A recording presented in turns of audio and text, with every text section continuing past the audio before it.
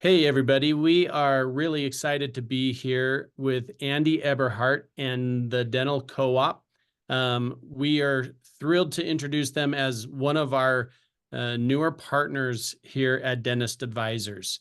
They are in the partner program with us, and all of our clients have the opportunity to work with them and take advantage of the Dental Co-op. And today, founder Andy Eberhardt is going to introduce us to the business and the opportunities that it provides for our clients. Really taking advantage of leveraging all of their members and clients, and by the utilization of numbers as a whole, they take advantage of so many different aspects of the dental industry in saving in savings, in product, in purchasing, in things that are related with HR. Andy, I'm going to turn the time over to you to give the best introduction to the Dental Co-op. I think you did a pretty good job right there. First and foremost, thanks, Spencer. I really appreciate that. I'm excited about this partnership, and I do need to clarify you. Although I would love to be known as the founder, I was simply fortunate enough to be a part of some discussions that went on amongst independent dentists in 1998, when I was 27 years old.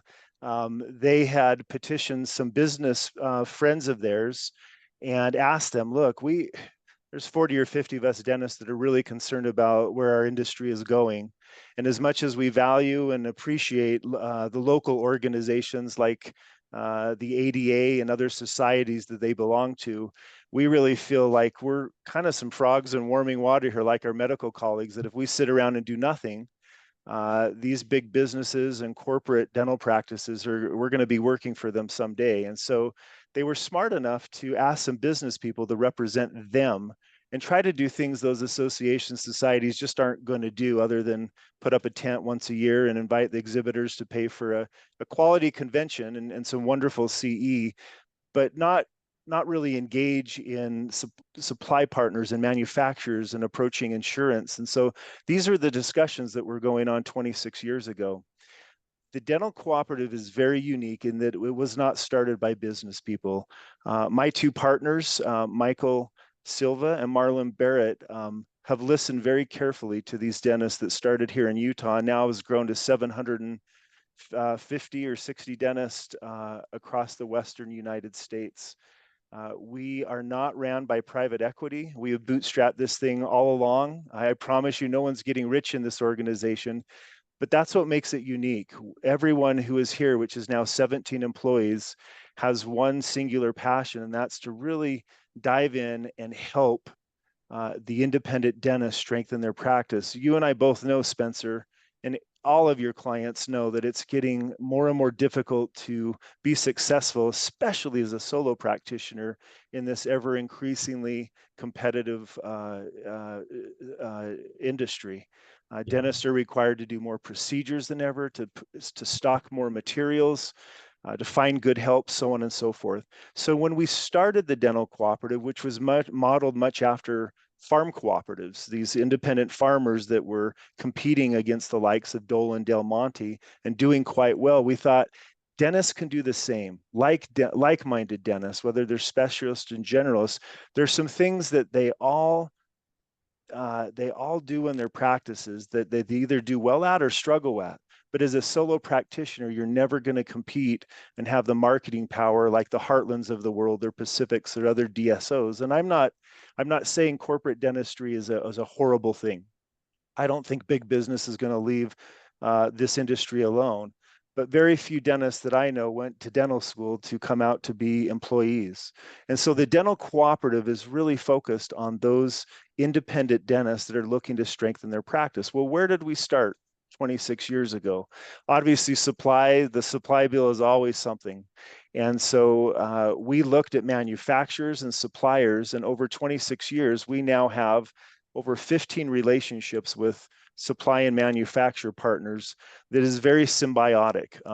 Obviously, in our chair here at the administrative offices in Salt Lake City, our job is to create partnerships that grow incremental growth for our partners, but also help our members achieve some things, discount levels and so forth that they can never do on their own. So one of the benefits of coming into the cooperative as a member, and by the way, it's a $275 a month membership fee.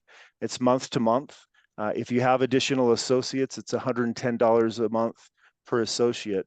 But the ROI that you get back from the dental cooperative, that does include manufacturer and supplier discounts that you would never be able to achieve on yourself. And because of our volume and the incremental growth and the tiers that we set up with our partners, it's a win-win-win. Everything within our organization, Spencer, is by choice. In fact, I think that's our winning formula, is choice.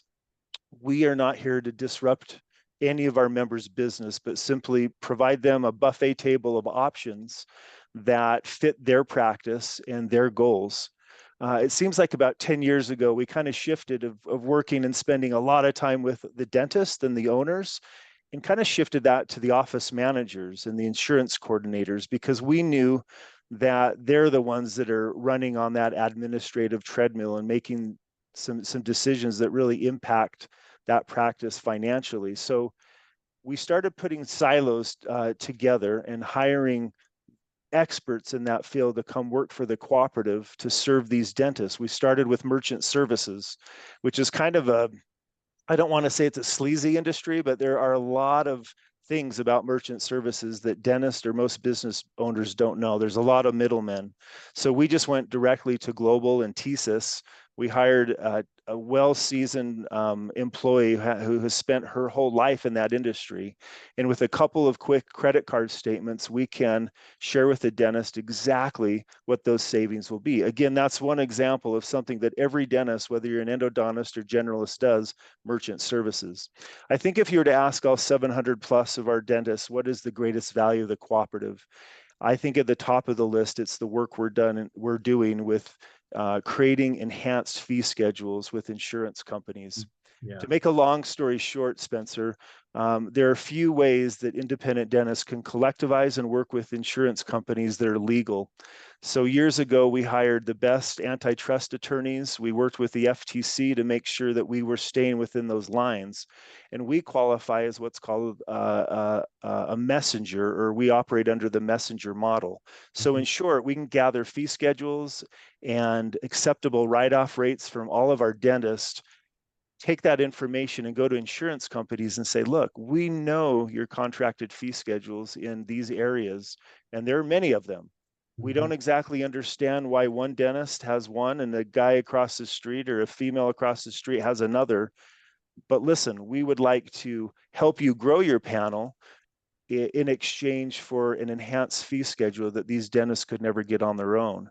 And so we have forged a relationship and have an insurance maximization team that is put together to help our dentists get those enhanced fee schedules. So we, again, are negotiating those on behalf of hundreds of dentists, which, you know, are not forced to sign up for insurance. We all know the pros and cons of dental insurance, but because most practices represent, their patients represent 70 or 80% being a part of a PPO group, that's where we need to be. And so one of the greatest values of the cooperative, like I mentioned before, is the savings on contracted fee schedules that you're probably already networked with or contracted with. Yep.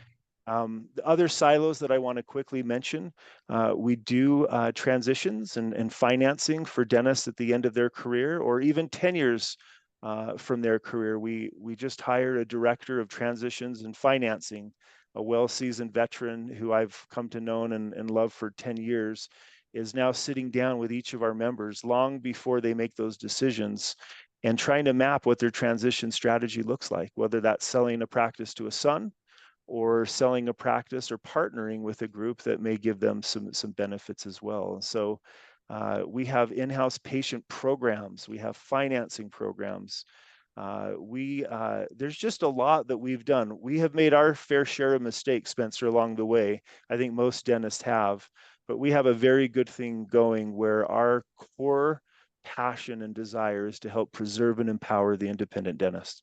Yep. Oh, that sounds great. There's so much to gain from you in the business, Andy. The group is lucky to have the cooperative with us and in the partner program. There's going to be a lot of content that comes out as we work together on everyone's familiar with our webinars and our podcasts and the content that we put out, and looking forward to working on that with Dental Co-op. And check them out and schedule a consultation, get to know them here on dentistadvisors.com. And Andy, so good to have you and your business in the partner program. My pleasure. Nice talking with you, and we look forward to serving our same clients. We appreciate that.